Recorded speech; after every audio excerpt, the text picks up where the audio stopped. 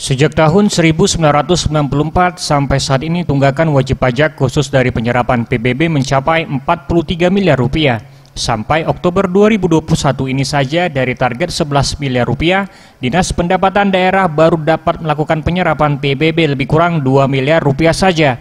Sekretaris Dispenda Oku Zahrun mengatakan, rendahnya penyerapan PBB ini dikarenakan kurangnya kesadaran warga untuk membayar pajak. Selain itu juga disebabkan dampak pandemi COVID-19.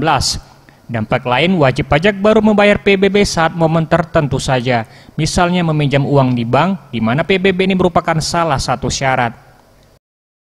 Tingginya tunggakan ini membuat Dispenda Oku berencana akan melakukan penghapusan tunggakan pajak khusus PBB.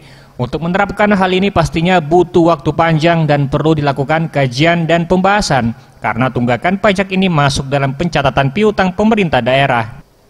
Zahrun menegaskan upaya peningkatan pendapatan pajak dari sektor PBB terus dilakukan, bahkan koordinasi bersama pemerintah desa, namun hasilnya tidak begitu signifikan.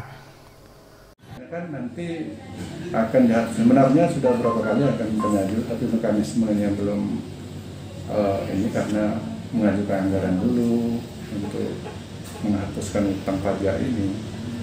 Kami juga sudah beberapa kali belajar dari Lampung Selatan yang pernah menghapuskan utang pajak. Nah, kita nanti rencananya akan mengutangkan di tahun yang akan datang. Ada sanksi tunggakan itu, ada denda apa itu? Ada denda. Tetapi walaupun denda di situ tidak ada di dalam tunggakan pajak ini yang mengarah pada pidana.